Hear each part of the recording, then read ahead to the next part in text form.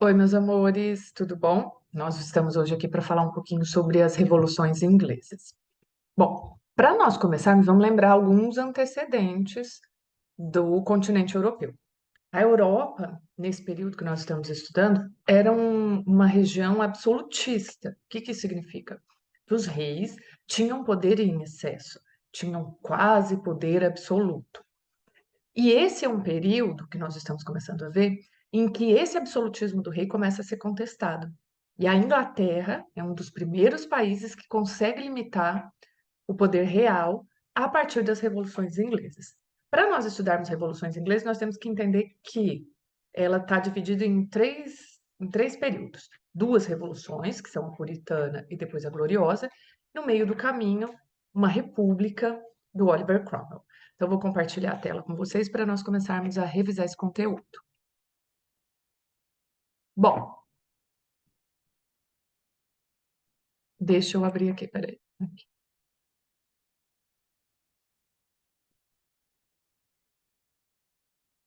Vamos lá, deixa eu carregar. Então, as revoluções inglesas, elas acontecem como uma maneira de limitar o poder real, ou seja, era uma tentativa de diminuir o poder que o rei tinha. O contexto das revoluções inglesas, eles envolvem interesses políticos, econômicos e religiosos. Então, nós vamos começar falando sobre esse contexto religioso. Dentro do território da Grã-Bretanha, a religião oficial era anglicana, isso nós sabemos porque a dinastia Tudor, lembra do Henrique VIII, instituiu o anglicanismo como religião oficial. E aí depois, a Elizabeth, que é a rainha, considerada um dos grandes nomes da monarquia inglesa, manteve esse modelo absolutista. E quando a rainha Elizabeth morreu e não deixou sucessor, quem assumiu o poder foi a dinastia Stuart. E é justamente aqui que as rixas começam a se dar. No contexto religioso, o que que aconteceu? A dinastia Stuart passou a perseguir os calvinistas dentro do território inglês. Na Inglaterra, os calvinistas eram chamados de puritanos. Não é à toa que a primeira revolução se chama Revolução Puritana. Então, esses puritanos dentro do território inglês, eles seguiam o calvinismo e não estavam dentro daquilo que estava autorizado, que era o anglicanismo. Então, esse é o contexto religioso. Politicamente, o que acontece é que quando a dinastia Stuart sobe ao poder, com o rei Jaime I, além de ele começar a perseguir os opositores, a dinastia, no Jaime, depois no Carlos, começam a tentar limitar o parlamento.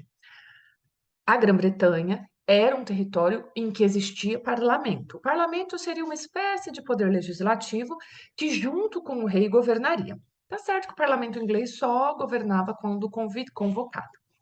Na dinastia Tudor, que é a dinastia anterior, existia uma boa relação entre parlamento e rei por conta das trocas de favores, vamos dizer assim. Os Tudors davam o que os parlamentares queriam e aí estava tudo bem. Mas quando os Stuarts subiram ao poder, eles tentaram limitar esse poder do parlamento, tentaram anular o parlamento para que eles governassem sozinhos, o que desagradou gigantescamente o parlamento. Além de eles perseguirem os puritanos, o que desagradou gigantescamente, principalmente a burguesia, como nós já tínhamos estudado no ano passado, a burguesia gostava muito do calvinismo, porque dentro do calvinismo a burguesia era bem vista, ao contrário do que era no catolicismo, por exemplo. E para piorar a situação, a gente entra num contexto econômico. A dinastia Stuart decidiu aumentar os impostos. E quem pagava impostos, em sua grande maioria, eram os burgueses.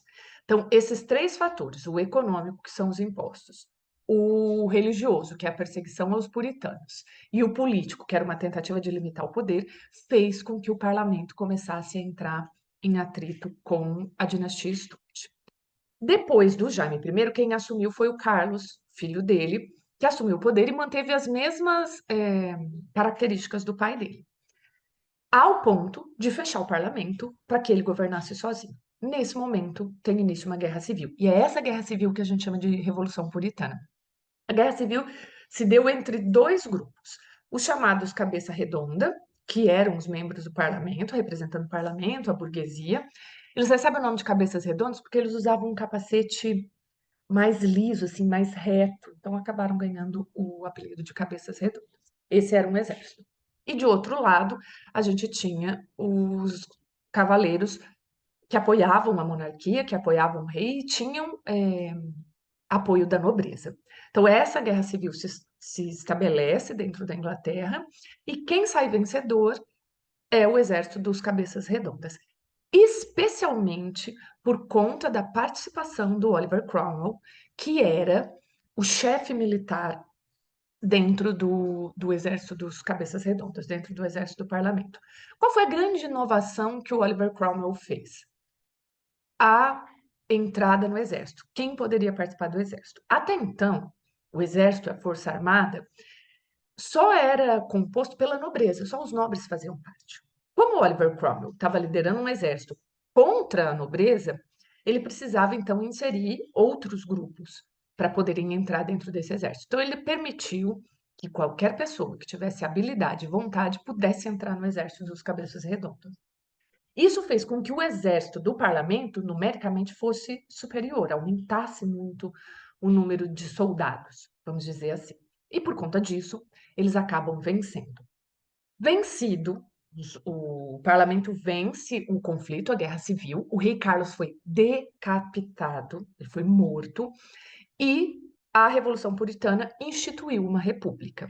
Então, olha só, na primeira revolução, que é a Revolução Puritana, nós temos o fim do absolutismo naquele momento, a instauração de uma república e o rei foi morto. Isso é simbolicamente assim bastante importante a gente entender que é um rei que perdeu seu poder e foi assassinado, foi morto logo após a vitória dos puritanos.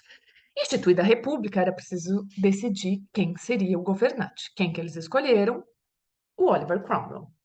Então, ele foi indicado para ser o presidente. Entretanto, eh, o Oliver Cromwell não governou de maneira muito aberta, não. Ele fecha o parlamento, ele dissolveu o parlamento durante o governo dele, perseguiu os inimigos políticos, porque dentro do exército dos cabeças redondas havia divisões, ideias mais favoráveis aos camponeses, mais favoráveis ao modelo republicano, enfim.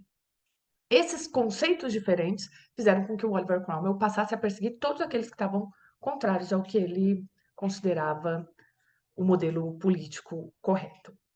Agora, a grande ação que o Oliver Cromwell fez, e que é importante nós lembrarmos, foi a instituição do que a gente chama de atos de navegação. Pelos atos de navegação, criados pelo Cromwell, ficou estabelecido que dentro do território inglês só entrariam navios ingleses. Isso significa que qualquer pessoa que comprasse ou que vendesse produtos para a Inglaterra teria que comprar um navio inglês. Isso acabou estimulando a indústria naval, fortalecendo a indústria naval. Não é à toa que os ingleses têm um avanço técnico nessa área, na indústria naval, por conta desses atos de navegação.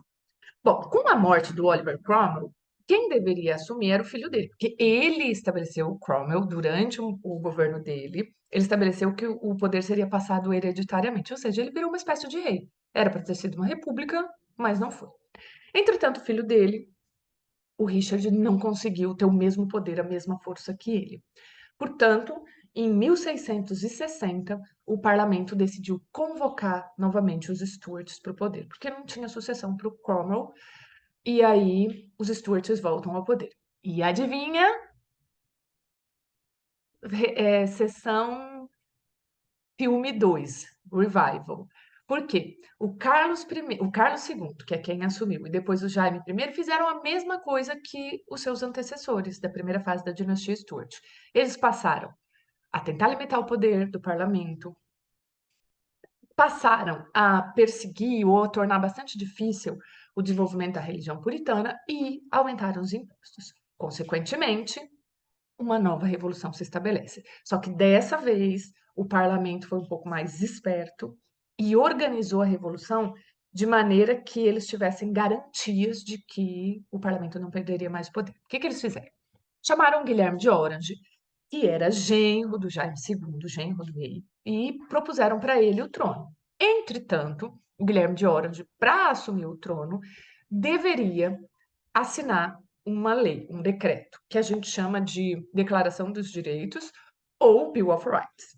Esse Bill of Rights, ele trazia dentro de si 13 parágrafos, e nesses 13 parágrafos estavam limitados o poder do rei. Então, o rei, por exemplo, não poderia mais usar o dinheiro público em benefício próprio, ele não poderia mais anular leis, ele não poderia mais fazer perseguição religiosa, porque os tribunais estariam extintos. Então, foram criadas 13 leis que limitariam o poder real. Então, o Bill of Rights, ou a Declaração dos Direitos, que é o que a gente chama, o golpe dado, né, com Guilherme de Orange, a assinatura do Bill of Rights, é o que a gente chama de Revolução Gloriosa. E ganha o nome de gloriosa justamente porque deu certo. Foi a partir daí que o poder real dentro do território inglês foi limitado. E foi limitado por o quê? Por uma constituição, por um livro, vamos dizer assim, de regras que estavam estabelecidas que a partir daquele momento o rei não podia ter mais todo o poder. E dava ao parlamento maior liberdade. Então, essa última que a gente chama de Revolução Gloriosa, que é a vitória do Guilherme de Orange e que deu certo justamente por conta da assinatura do Bill of Rights, acabou com o absolutismo, ou seja, limitou o poder real dentro da Inglaterra. É por isso que as revoluções inglesas são importantes, significativas dentro do estudo histórico, porque é a primeira vez dentro do território inglês que os reis tiveram o seu poder limitado. É a primeira vez que o absolutismo foi tirado de um país. E aí, a partir desse momento, nasce no território inglês o que a gente chama de monarquia constitucional. Ou seja, o rei continuava a existir, entretanto, agora o poder dele estava limitado pelas leis. Entendido, meus amores? Qualquer dúvida, manda recado, tá? Beijo, beijo. Ó, estudem para a prova, por favor. Divirtam-se e qualquer coisa me procura, tá? Beijo.